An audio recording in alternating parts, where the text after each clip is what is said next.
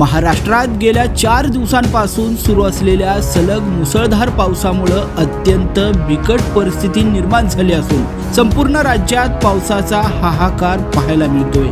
मुसळधार पावसामुळे अनेक रस्ते हे पाण्याने तुडुंब भरून वाहत असून नद्यांनी धोक्याची पातळी ओलांडल्यानं पूरजन्य परिस्थिती निर्माण झाली आहे। तसेच दरड कोसळल्याच्या घटना घडल्यामुळे मुंबई पुणे मार्ग सुरक्षेच्या कारणास्तव पूर्णपणे बंद करण्यात आलाय।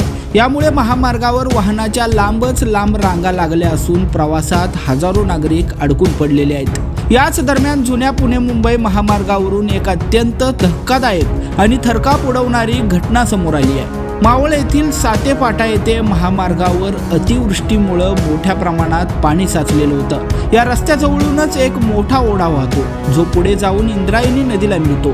आज सकाळी 9 वाजण्याच्या सुमारास या साचलेल्या पाण्यातून मार्ग काढत असतानाच एका वाहन चालकाला पाण्याचा आणि रस्त्याचा अंदाज न आल्याने त्याचा टेम्पो पाण्यात अडकला।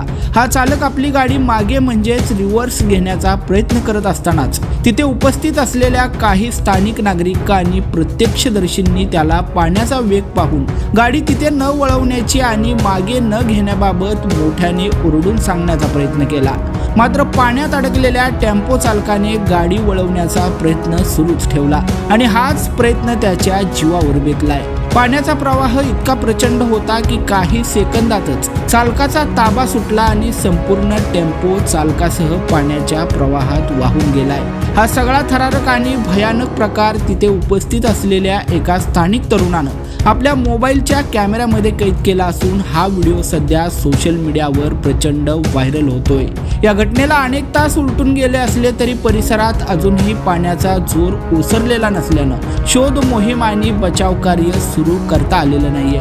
त्यामुळे अद्यापही या दुर्दैवी वाहन चालकाचा शोध लागलेला नाहीये। प्रशासनाकडून नागरिकांना अशा पूर परिस्थितीत प्रवास टाळण्याचं आणि सतर्क राहण्याचे आवाहन केले जात आहे।